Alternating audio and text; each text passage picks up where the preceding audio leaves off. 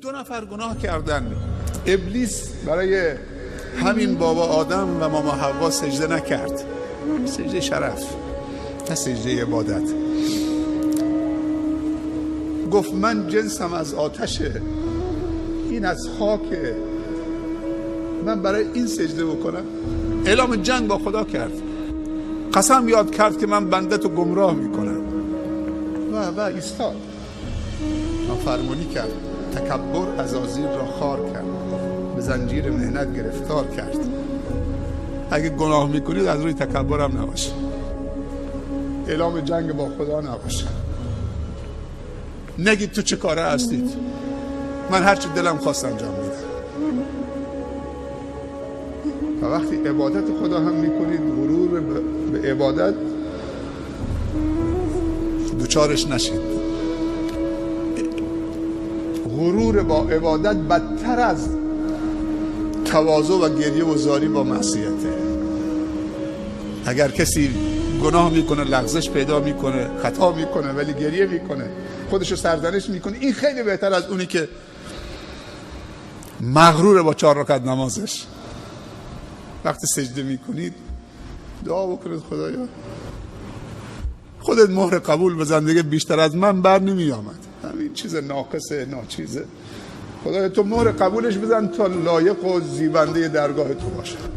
این نماز ناقص و این حواس پرتی ها و این عبادت های ناقص الله باید مهر قبول بزنه.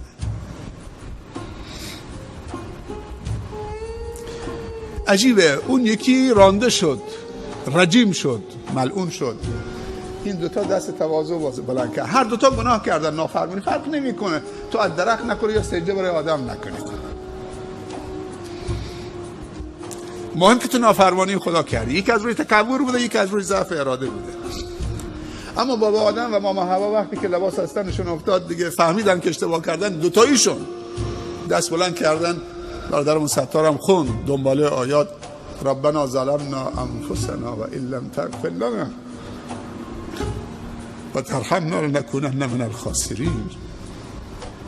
همین دستشون پای همجور میلرزوندن، دستشون همین دستشون پایین نیامده بود که چه خداوند قبولشون کرد. 2 نفر گناه میکنن، یکی رانده میشه، یکی پذیرفته میشه. داستانش چیه؟ اون یکی گناه از روی تکبر بوده، این یکی از روی ضعف اراده بوده.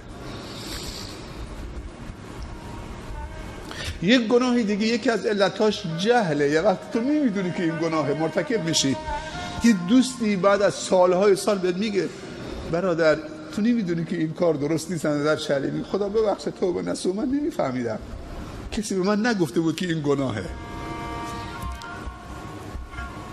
حالا که فهمیدم دیگه توبه نسو دیگه نمیکنم. سبحان الله. اینم مشکلی نداره.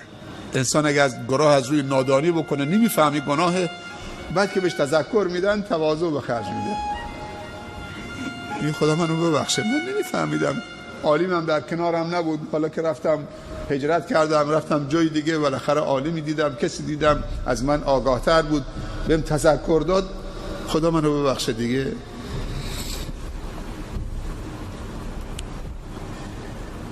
پس 3 علت برای گناه وجود داره، یکی تکبر، یکی جهل، یکی ضعف اراده. سوال اینجاست ضعف اراده رو با چی تقویت بکنیم؟ این غفلت و ضعف اراده رو با چی تقویت بکنیم که دیگه گناه نکنیم؟ دوست داریم گناه نکنیم ولی نمیتونیم، گریه میکنیم تو سرمون میزنیم، خودمون فردا دوباره انجام میدیم، توبه میکنیم دوباره انجام میدیم. علما میگن این ضعف اراده رو با دوستانی قوی تر از خودت میتونید برطرف کنید. دوستانی که ارادهشون ضعیفه، از تو ضعیفترن، اونا رو عوض کن. اگه تصمیم جدیه برو تو جمعی قوی تر از خودت، چون پیامبر صلی الله علیه و سلم فرموده الواحد و شیطان، یک نفر یه شیطانه. خواهی اشتباه کردی خودتی دیگه، 2 نفر هم 2 تا شیطانه، چون اگه تو خودت ضعیف بودی اون رفیقت هم ضعیف بود چی میشه؟ کسی دیگه نیست. ولی وقتی تو یه جمع قرار میگیرید، جمع مؤمنی که هم آگاهترن، هم عالمترن، هم مؤمنترن، هم پاکترن، هم قویترن، همه که با هم چه ارادهشون ضعیف نمیشه. بعدم توصیه بکن به دوستانت که کمکم بکنید، من اراده‌ام ضعیف شده. گناه میگن چند تا مرحله داره. اول لذت داره، بعد از مدتی دیگه لذتش از بین میره، فقط ضعف اراده است، تبدیل به عادت میشه. وقتی گناه از لذت تبدیل به عادت شد خیلی سخته، دیگه لذت هم نمیبره، فقط حالا دیگه ارادهش ضعیف شده، تبدیل به عادت شده. دوستان قوی‌تر، همنشین تو به باید تا تو را عقل و دین بیفزاید. دوست خوب یک سرمایه است، خیلی کمک آدم میکنه. این دوست خوب میتونه پدر و مادر آدم باشه، دوست خوب میتونه برادرت باشه، بزرگتر، خواهرت. بعضی بچه های کوچک سبب توبه پدرانشون شدن، باور بکن. بعضی دختر بچه ها سبب توبه مادرش شده، بعضی شاگردان سبب توبه استادشون شده. دوست خوب سبب هدایت دوستش شده. همسر خوب در زندگی واقعا یک سرمایه است. هیچ نعمتی بعد از نعمت ایمان معادل یک همسر مؤمن صالحی که همراهت باشه، همسفرت باشه، صبور باشه، تو فکرت باشه،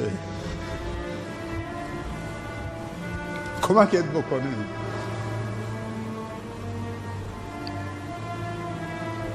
اینا هم میتونن. شوهر خوب برای خواهرها واقعا یک نعمت خوبیه.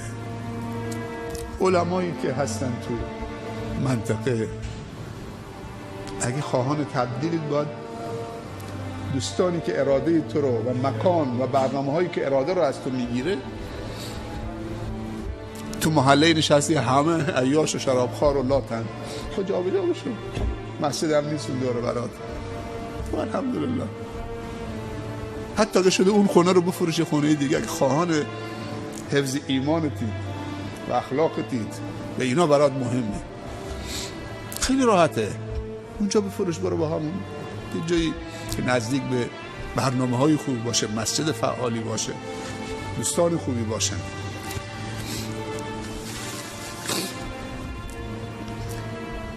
یه جمله آخرم بگم. علما میگن انسان گناه میکنه بخواد یا نخواد، اما مهم گناه کردن نیست. گناه بده ولی انسان گناه میکنه. ولی بدتر از گناه 4 چیزه، اینو داشته باشید. یک، اصرار بر گناه. خود گناه بده ولی بدتر از خود گناه 4 چیزه.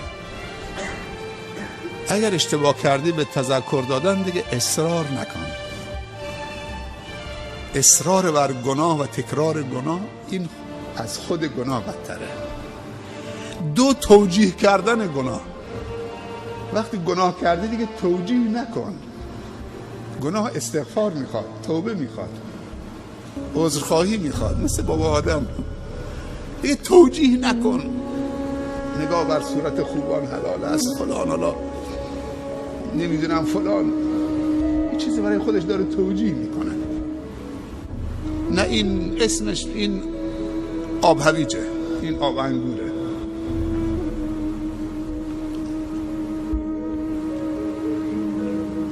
گناه انسان میدونه، پیامبر صلی الله علیه و سلم فرموده یه خارشی تو دلت ایجاد میکنه، میدونه که این گناهه، این دل بیقرار میشه. طاعت و عبادت دل آروم میگیره. گناه انسان رو مضطرب میکنه، بیقرار میکنه، نگران میکنه، پریشان میکنه. هیچ آرامشی تو گناه نیست. پس بدتر از گناه یک اصرار بر گناه، 2 توجیه کردن گناه. استغفرالله، تمام شد. 3 کوچک شمردن گناه. نگاه نکن که این گناه بزرگ کوچکه، نگاه کن کی داری نافرمانی میکنی؟ تو نافرمانی رب العالمین داری میکنی.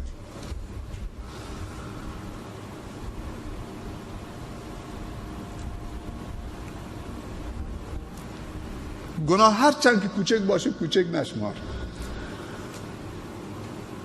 یکم در بر بگردیم درباره ایمان صحابه بگیم.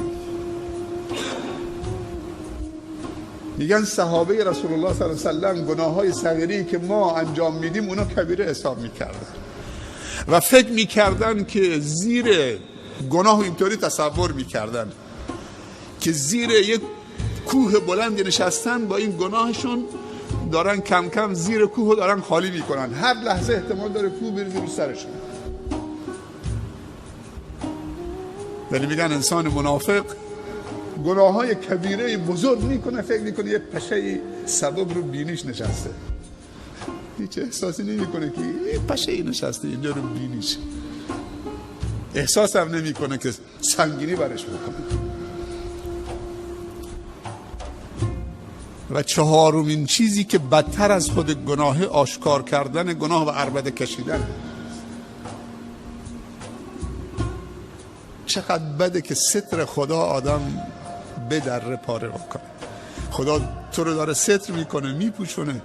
تو گناهی که شب تو خلوتت خودت با دوستانت توی خونه خالی جایی توی یک شهرستانی کسی هم نفهمیده، خودتون 4-5 نفر بودید، بعد بر میگردید تو کشور خارجی رفتید گناهی با هم کردید، حالا میاد اینجا توی جمع 40-50 نفر داری با آب و تاب، با یه حال و هوای آب و تابی که بازگو میکنید، تعریف میکنید، عجب چیزایی بود، عجب. این دیگه مجاهره با گناهه. این خیلی بدتر از گناهه. اون کسی که یک گناهی کتره خودش خجوله، خجالت داره میکشه، خداوند هم سترش کرده، اون امیدی هست. چقدر خداوند ما رو داره ستر میکنه. این ستر خدا، پوشش خدا رو پاره نکنیم. یه جوانی میگفت بابا مامانم رفتن مسافرت، من نرفتم، کلید دادن دست من، خونم خالی بود. پسرم مواظب باش، کسی دوستان خلافکار فلان. نه بابا جان خاطر جمع باشه، خیال راحت باشه. رفت. سبحان الله. دیگه ما شب نشینی هامون شروع کردیم. این کلید خونه، بابام رفته مسافرت دور، تا 10-15 روز دیگه شاید نیان. دیگه بساطی و شرابی و یه خدا چطوری سترم کرد. خودش میگه این جوونو، میگه دوستان